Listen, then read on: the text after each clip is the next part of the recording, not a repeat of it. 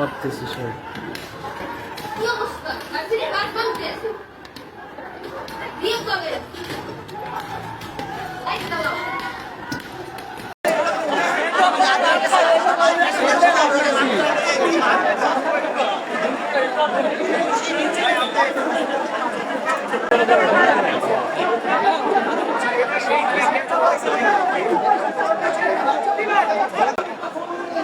এখন সেনাবাহিনী আসছে, পরিস্থিতি নিয়ন্ত্রণ করছে। সেনাবাহিনী এখানে তারা হচ্ছে ব্যারিকেড দিয়ে দাঁড় করে রাখছে, কিন্তু আমরা বিএনপির সামনে আছি, সব কিছু আমাদের।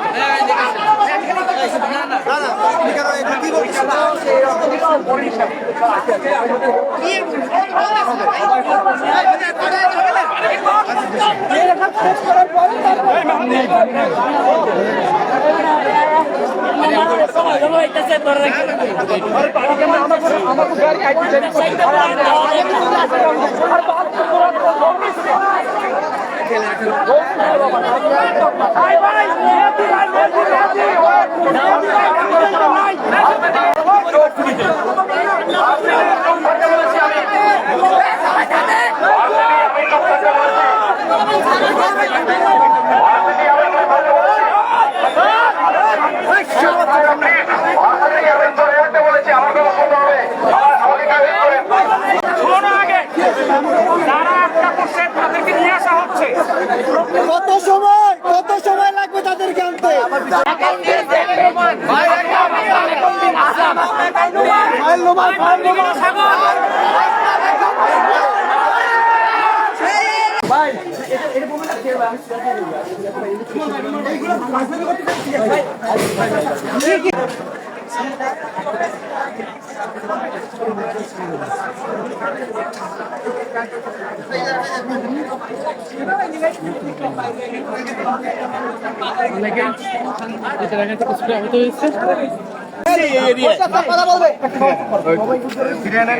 আচ্ছা ডিয়ার স্টুডেন্ট, আচ্ছা আমরা যেটা হচ্ছে যে ঘটনাগুলো ঘটেছে, তো আমরা এখন চেষ্টা করছি, বিশেষ করে বিএম কলেজের যে কর্তৃপক্ষ, বিএম কলেজের প্রিন্সিপাল স্যার সহ ওনাদের সিনিয়র শিক্ষকরা আছেন, আমাদের বিশ্ববিদ্যালয়ের সিনিয়র শিক্ষক যিনি এখন মোটামুটি আমাদের দায়িত্বে আছেন মহসিন স্যার, আমাদের সাবেক প্রক্টর স্যার কাইম স্যার, ওনারা ওখানে আছেন, এবং আমাদের সেনাবাহিনীর দ্বারা দায়িত্বশীল কর্মকর্তা ওনারা আছেন।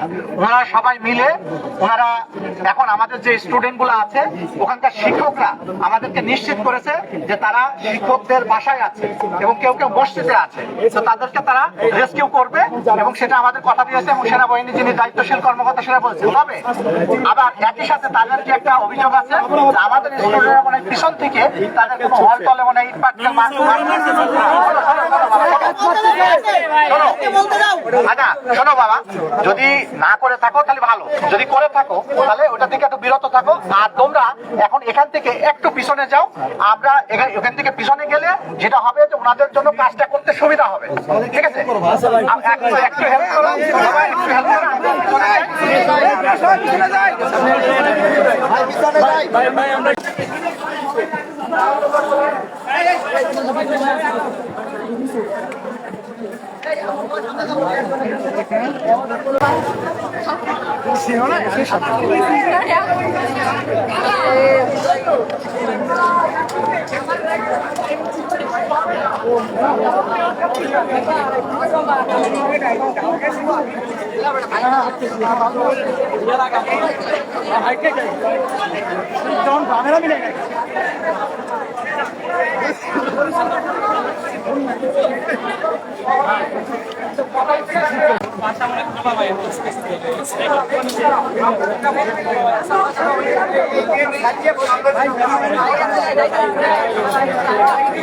আর একটু চলে যাও। আমরা এখানে